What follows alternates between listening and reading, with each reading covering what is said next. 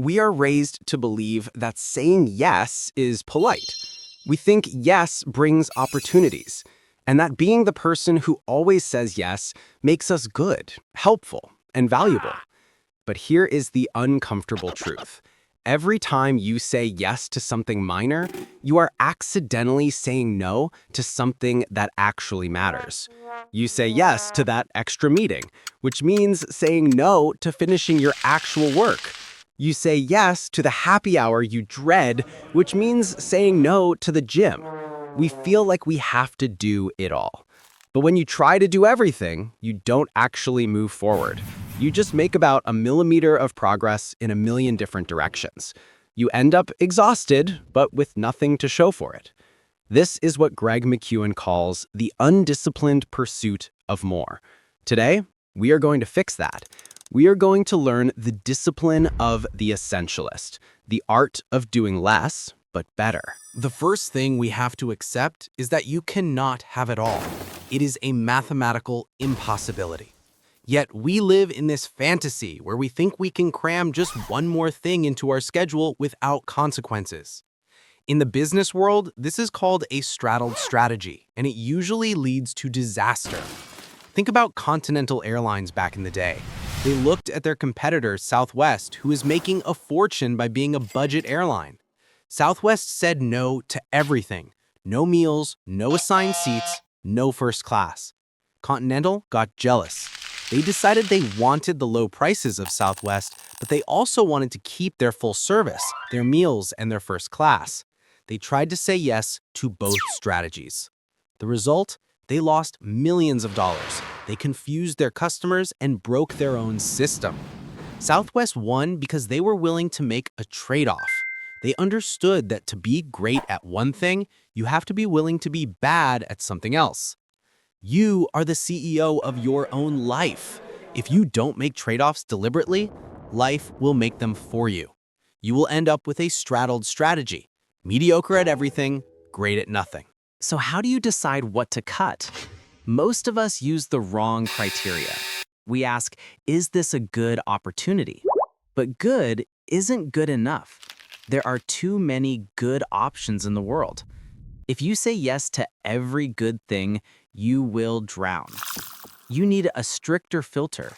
McKeown calls this the 90% rule. Think about cleaning out your closet. If you pick up a shirt and ask, will I wear this someday? You will end up keeping every piece of clothing you own. But if you ask, do I absolutely love this? The pile shrinks immediately. Apply this to your requests. Rate every opportunity on a scale of 0 to 100. If it's anything lower than a 90, change it to 0. If you feel a maybe or a I guess I should, that is a no. Unless your internal voice is screaming, hell yeah, the answer is no. This sounds extreme, but it saves you from the misery of the good enough. Now, knowing what to say no to is the easy part. Saying it to someone's face, that's where we freeze up. We are terrified that if we say no to the request, the person will hear, I don't like you. But you have to separate the decision from the relationship. Stephen Covey, the famous author, once ran into an old business associate. The associate said, hey, let's grab dinner tonight. I'd love to catch up. Covey liked this guy. He wanted to go, but he looked at him and said, I would love to, but I promised my daughter I'd take her on a date tonight, and I can't break that promise. The associate wasn't offended. In fact, he was impressed. Covey gained more respect by saying no than he would have by flaking out later.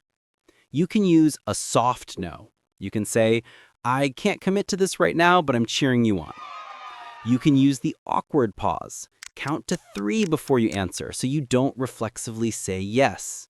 Remember, people might be annoyed in the moment, but they will respect your time in the long run. Finally, you need to build fences.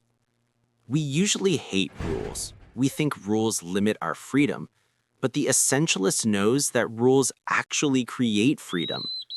If you don't have rules, Every time someone asks you for something, you have to have an internal debate. Should I? Shouldn't I? Do I have time? That is exhausting. But what if you made the decision in advance? Imagine you make a rule. I do not work on Sundays. The next time a request comes in for Sunday, you don't have to stress. You don't have to weigh the pros and cons. The decision is already made. I'm sorry, I don't work on Sundays.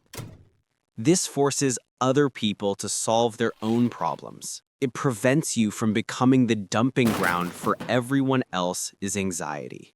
Here's the bottom line.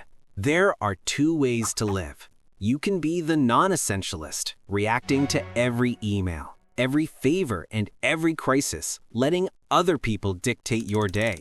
Or you can be the essentialist. You can pause, you can evaluate, and you can choose. It takes courage to be the one who says no. It takes courage to disappoint people in the short term, to respect yourself in the long term. But remember this, if you do not prioritize your life, someone else will. Start small today.